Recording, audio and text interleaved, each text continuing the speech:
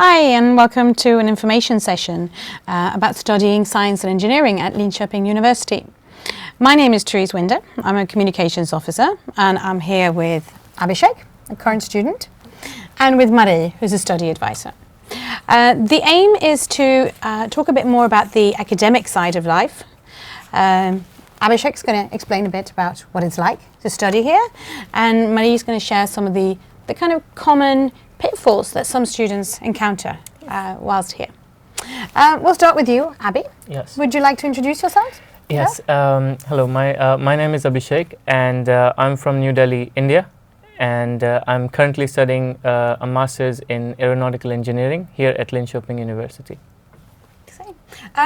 What is it like to study here? Well, I think it's a lot different than what I'm used to back from my bachelor's, which I did back in Delhi in India. It's a more practical oriented study, and it's a more of a team and a group effort. And I think overall the whole experience has been completely different. You have a different outlook towards the study and the program over here as in general. And it's a lot more informative, and it's conducted at a really good pace, and it's really nice. Okay. You said it's more kind of team-oriented? Yes. What about group work? Well, there is a lot of group work in my course, but not only in my course, but I think in most of the courses. And a group work is actually an essential part of the studies over here at LIU. And you have most of your courses which are divided into assignments and exams, and most of your assignments are done in groups. So I think group work is actually where you get to do it with a group of students from different backgrounds, and you come together and you finish a work which cannot be completed by yourself alone. So I think it's okay. And do you get to choose your own group? Yes, you can choose your own group, and you can choose the students which you want to work with, and you can all come and you can work together. And then the thing that you want to do before you want to start with the group work is that you want to know what you should know your basics before, because you won't be expected, you won't be helped, you'll be helped a lot, but I think it's better if you know your basics before you do your group work. Yes. Okay. How do you manage work and life balance, especially with all this group work and yeah? Well, it's always important to keep a good schedule, and you should have a good time plan of your studies, and you should follow this time plan routinely if you want to have a balance between work and life and leisure. And teamwork is a very important part of it. It not only reduces the stress of work on you, but it also helps you take out time for other courses, because you have most courses in parallel, or you have most courses which are more demanding. So I think group work reduces that, and you would need to do that. You need to be a part of a group in order to balance your both work and life, and also have a good schedule as well. But you also have to plan out the work in the group so that everybody does their equal amount. Equal amount, yes, that's true. Yeah. You have to divide the work between each of the group members, and it's a very good way, because you have a small responsibility which you have to do, and the work gets divided, and it's nice for this for the group. But I would again stress that you should know your part that you would be doing, and yeah, I think. Okay, so plan. Yes. Before we ask you to talk a bit more about this balance and how you help students achieve the balance, I'd just like to hear more about your journey here. Why Linköping University? What attracted you? Well, I chose LIU because specifically for my course, I heard it's very good over here, aeronautical engineering, and also what it said on the website, and also there are like many aeronautical companies surrounding the city, the Linköping city, and I thought it would be a good way to actually search for good prospects in the future after I complete my studies. And also the experience, because most of the courses in which we actually went to these companies, and it was a great experience for us. So I think in the end I made a good choice by choosing LIU. Yes. Okay. And what about life outside studies? How's that? Well, life outside studies, it's really great, because the city is actually known for its student culture. You have so many students in the city, and I think most of the city is comprised of these students from LIU, and you have so many things that you can do. You can go out with friends, and Yeah, I think it's the life over here in Sweden is, I think it's great. Yeah. Yeah. Which brings us back to the planning, to be able to have time to have fun and to study, which doesn't leave much. Does that leave much room for part-time work? No. No, I think part-time work, I would strongly recommend against it, especially for my course. You cannot manage part-time work and do engineering over here. It's really difficult. The courses are too demanding of your hours, and if you end up doing part-time work, you would lose a lot of time in your studies, and it'll ultimately have you not being able to pass a course.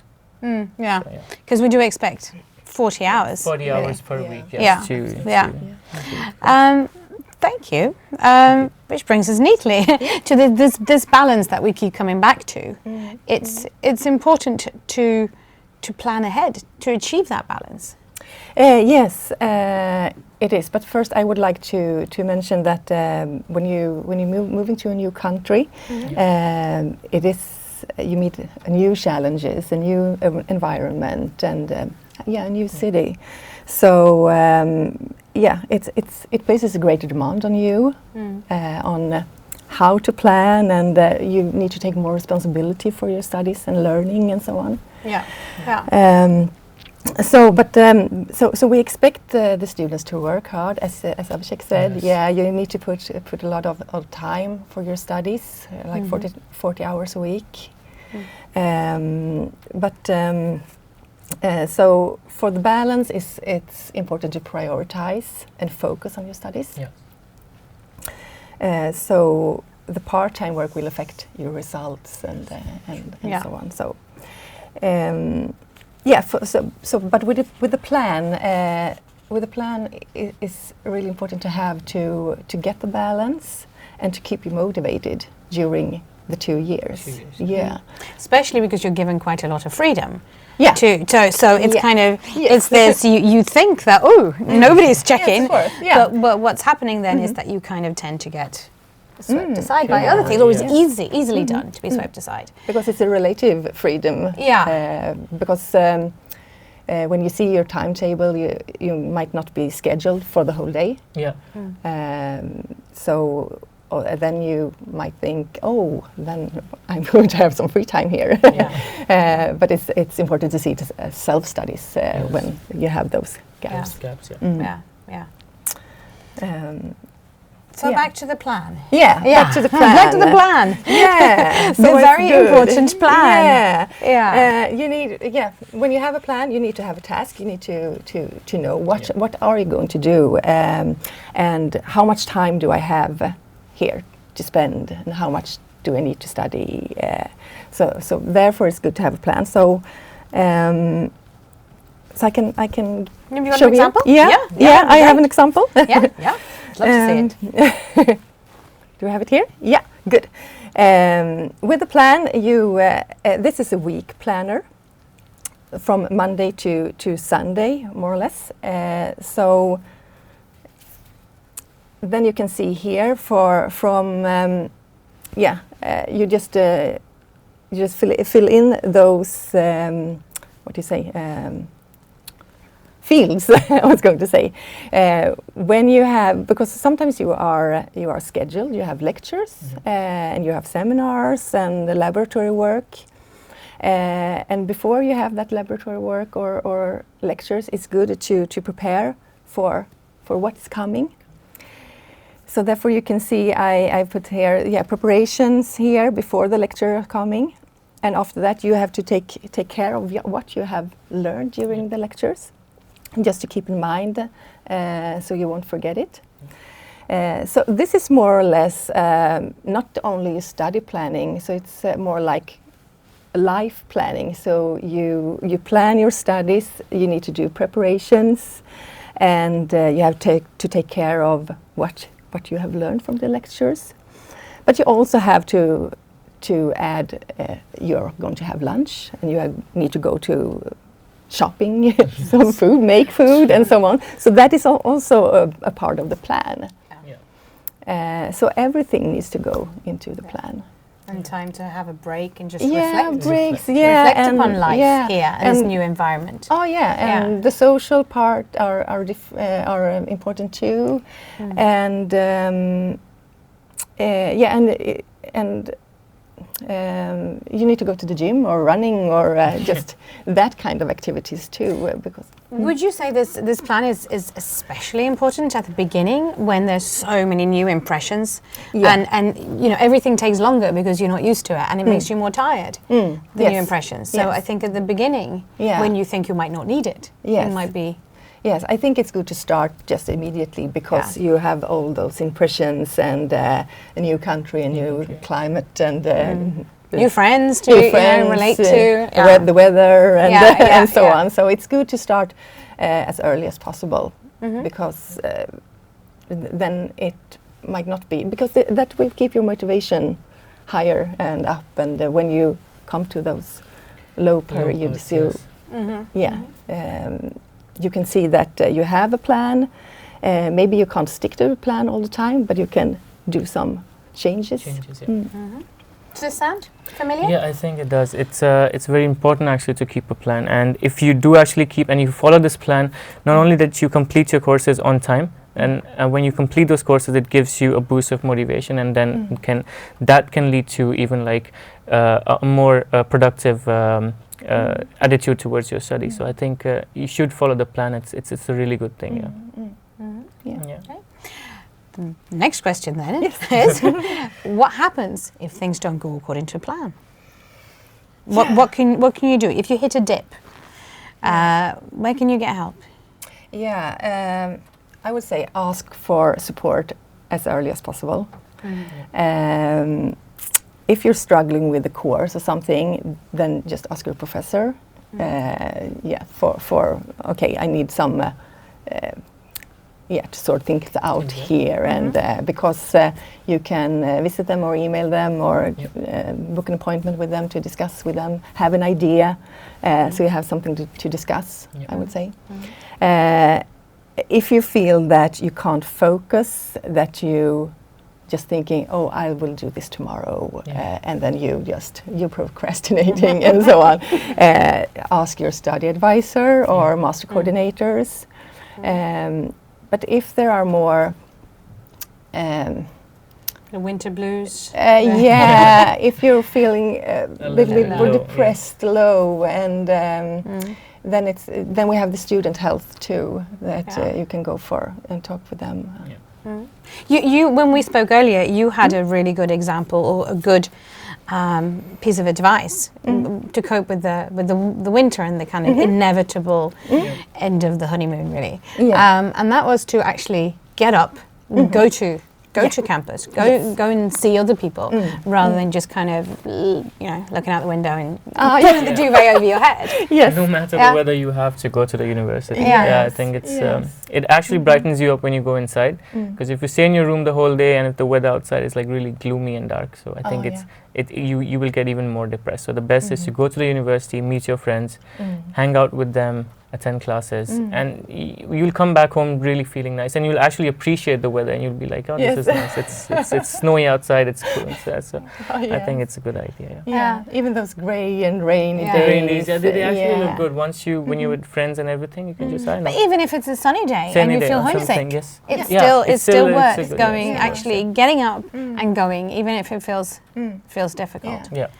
Because the lecture can start quite early, but even if you don't have a lecture at 8 o'clock in the morning, just come to campus and you get energy from seeing other students studying. Go to the labs, the library. There's lots of facilities. What happens then if you don't pass a course? Even if you have this great plan and you fail a course, what happens? You can retake the course when it's running once again. And you can do re-examinations a few times a year. So do you retake the entire course, or do you just retake the exam? Both. Okay. Or you can choose. Whatever you like. Retake course is if you have missed, maybe you were at that dip at that time when the course were running. You can just retake the course once again. Or if you feel, okay, I just missed a little part here, you can do the examination. You can do the exam. Mm-hmm. We discussed again about how to cope with life after the honeymoon. You arrive, everything's so exciting, and there's new friends and everything seems great, and then eventually you kind of go, oh no, there's a lot of work. It's getting a bit colder, a bit darker. Apart from getting up, going to school, what else? What else can students do? I think sticking to the schedule. It's like the best thing is that when you go to the university, you actually attend the lectures. That's like, I think, the thing that most students don't do. If you don't attend the lectures, most of the learning is within them, and you should like follow the routine, and you work really hard from Monday to Friday. And you can, if you want, then you can then party on the weekends. But I think that's what most Swedish students do, and I think that's more international students have adopted into, that you actually work on the weekdays and you party on the weekends. But yes, for that again, a schedule is like really important to follow. And we also spoke about the importance of making friends. Yes, exactly. From the beginning. From the beginning, yes. And be as soon open. as possible. Yeah. Just meet new friends and those the social organizations and so on. To be so active many in things those. happening on campus that you can also be a part of them. You can make friends, and I think those friends will actually help you when things take a dip or something. I think it's a good idea. They become your family. Exactly. Away from At the end home, of 3 really. years, they actually do become your family. Because it's easier when you hit that low period, because then you have your friends that you can. Yes. And you can. And you can make new friends. There's lots of student associations. Yes. You know, to find at the beginning when you don't know anybody, you can. Again, I'd like to ask you, Marie. Who are you looking for in terms of the perfect student? I know there's not. You know, it's a way of saying it, but a person who is most likely to really succeed and thrive. Yeah. Who would that person be? That will be a student who has the right mindset and who is enthusiastic with what the student is doing. And that comes with motivation, of course. Yes, of course. Because you need to have you are motivated because you have chosen your program, but in the longer term you will get your degree, so that is another part of motivation. So that I would say enthusiastic, and of course you need to be independent. Yes. That's really so over here, everything you do is you have to cook yourself, and you have to clean up to yourself. And you have to keep a schedule, and all these things you have to be independent. I think the Swedish society is quite, an individualistic society. So there's a lot of emphasis on, as you said, cooking. I mean, had you ever cooked before you came here? I never cooked before when I came. The only thing I knew was like a few things, but when I came here, I learned. Now I can cook really good. But I think it does, because there are like so many tasks like cooking, and then you have to take care, because if you live in a corridor with other students, then you have to take care of the corridor, so cleaning after yourselves, keeping a good room, and you cook. So all these things you have to be independent, and I think that's one of the skill set that you should have, a mindset that you should have when you come here. And And also kind of bearing in mind the level of English needs to be high, because there's a lot more writing, from what I understand, even in the engineering programs.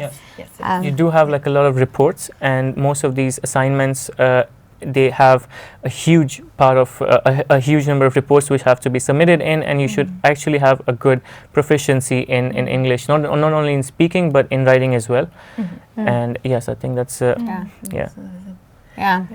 And you also got to have your own ideas, because you have to be active in those project works and to solve problems alone, and also in groups.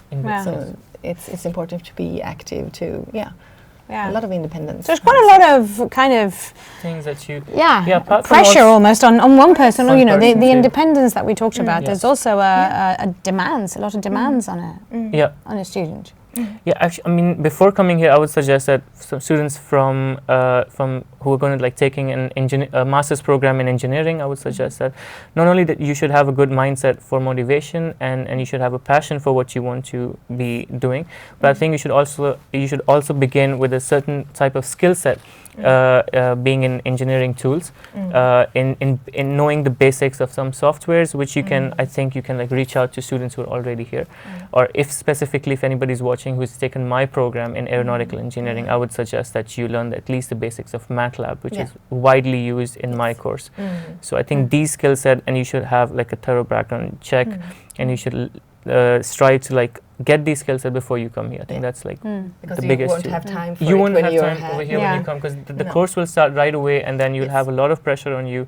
So I think the best way is to that you actually learn these skill sets, and then life will be really easy. Yes. Yeah. I think it's a matter of realizing what you have applied for, you know, Yes, and also making sure you look at the syllabus. Oh, these are Before the you come, areas yes, of exactly before you come, but to be prepared. Yes. Really. Yes, be prepared. Yeah, be mentally. prepared. It is going to be, if you're thinking if you're going to come to Sweden and you're going to like relax and enjoy, but I would suggest that you actually come prepared, and this is actually a master's program, so this is no joke. So I think it's better that you'll have a wonderful time, I think, but yes, if you come prepared, it's going to be a lot easier. Oh yes. Yes. I agree. Yeah, we keep coming back to the prepared before you come. Yes, prepared. Prepared by having a plan, and that leaves you space to also, you know, enjoy yourself.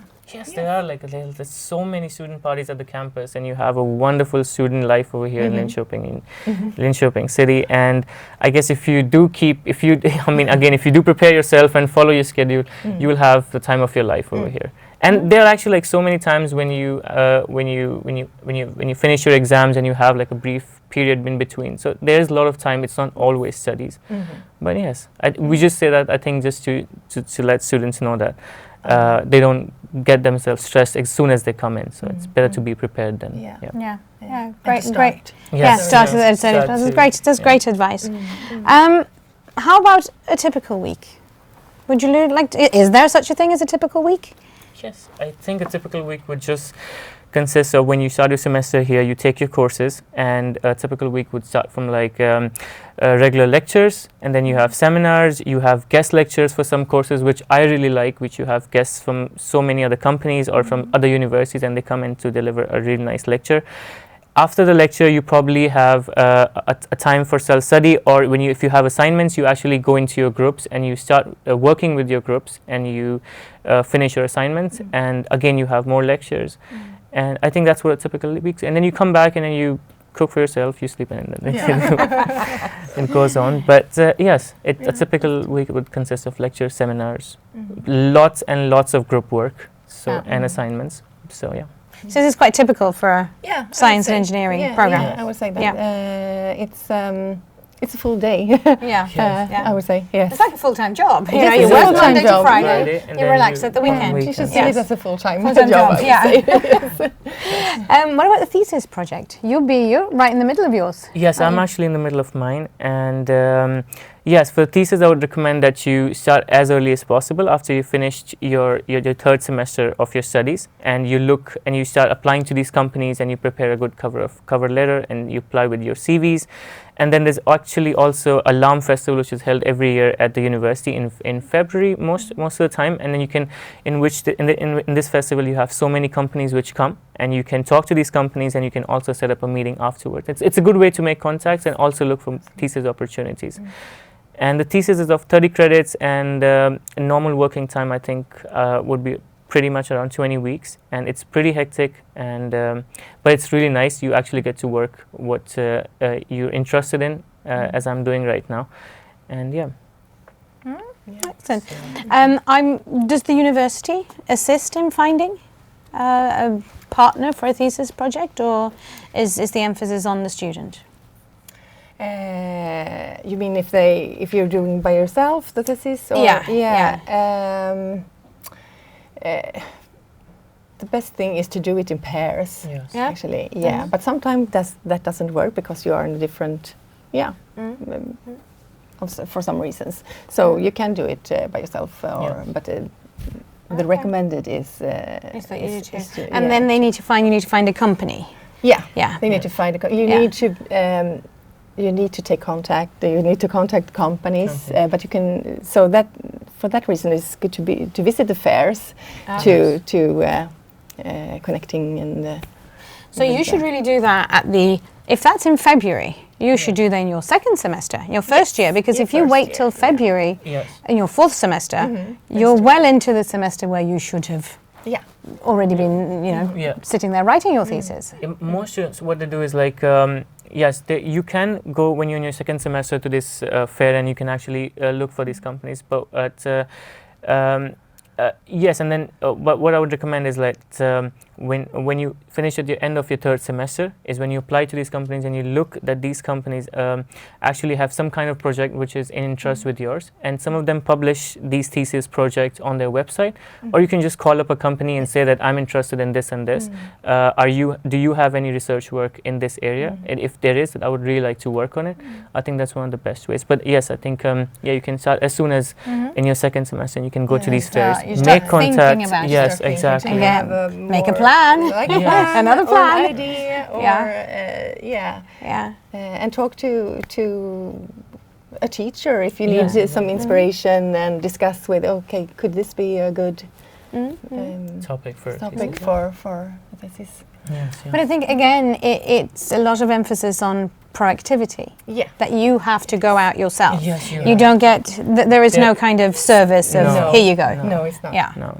And most of the time, you need to write your own CV or personal letter to send to the company too. Because Okay. Excellent. What are the common challenges that you hear students face? The common challenges I would say is that the education system, because of we have for the engineering programs we have 2 study periods in each semester, and in the middle of those periods you have an examination, written examination week, and a re-examination week too. So that might be the difference from what you are used to from a bachelor, for example.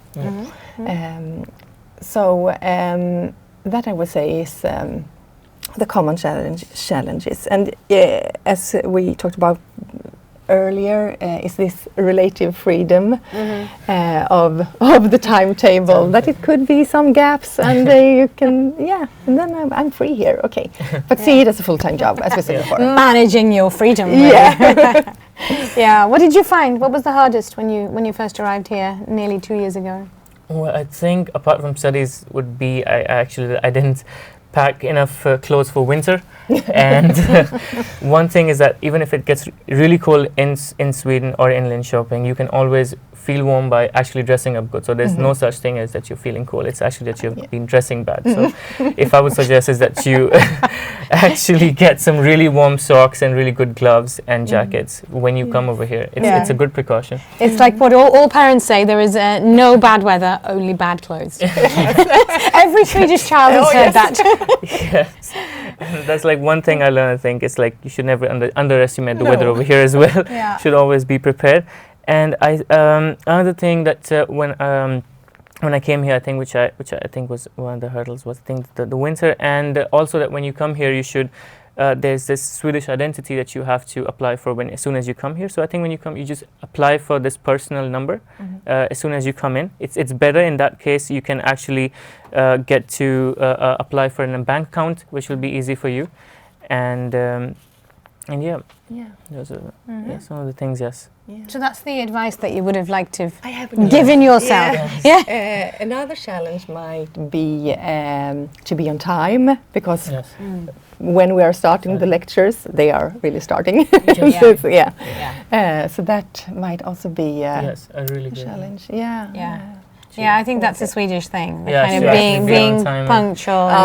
Yes, and if you're us invited to someone's house, like always, because there's also one thing. Lectures like always start a quarter past the specific time which is supposed to be. So it's supposed if it's on 8 o'clock in the morning, it'll start at 8:15. But the professor will be there at 8. So it's a good time to within those 15 minutes you have to be in the class. Anything more than a quarter past 8 would be actually. It won't be acceptable. It would be like that's better too. It's one of those little Swedish. It's not just Swedish, but it's a very Swedish thing. Being on time, that and take off your shoes when you go to someone's house. Oh yes. I had a couple of questions from some people earlier. One of them was, can I switch major? So if somebody's applied for aeronautical engineering, Yes. then they go, ooh, mechanical sounds much more fun. Can they swap? No, No. they can't. They need to apply next year. Yeah. So it's not possible to switch major. Okay. And courses within the program, is it possible to do a slightly different, do an extra course, or would that An cost extra course it's not possible. You can take an extra course, but you need to pay for it. Need to pay for it. Yes. Okay. The other thing that was asked was scholarships for second year students. Yes, that might be possible. They decide from year to year. Yeah. But you need to be a top student. So Kind of passed everything. Yeah, and, passed and top almost grades. everything. Yeah, yes. Yeah, and there's quite few I've heard. Oh yes, But yeah. quite few. Okay. I think that's. Those are the questions. That covers everything. Yes. Unless you have something you think, I really want to tell these newly admitted students to do this. Hope to see you. Come prepared. Yeah. Come prepared. Read about your program and Yeah. then Read about the program. Come prepared. See your study advisor for help if you need help with making a plan. And you can ask us questions. If you go to your program page on the web, you'll see there's a contact us form. That's the easiest and best way of getting in touch with us. Masters at LIU, so our Facebook page, and we also have Instagram. And Instagram is great. You've had the handle. We every now and ambassadors, then. we do handle the Instagram page, and we Yeah. are the ones who've been always posting. And It's actually real student content, so you can actually see what life is like and the environment. But get in touch with us, ask us questions, and when you do arrive, ask for help if you need it. I think be prepared, plan, but ask for help. Thank you. We've made up our minds. We're going to do new. Do something else. Do more. Do the impossible. Do better. Do good. Do big. Do small. Do it wrong. Do it again.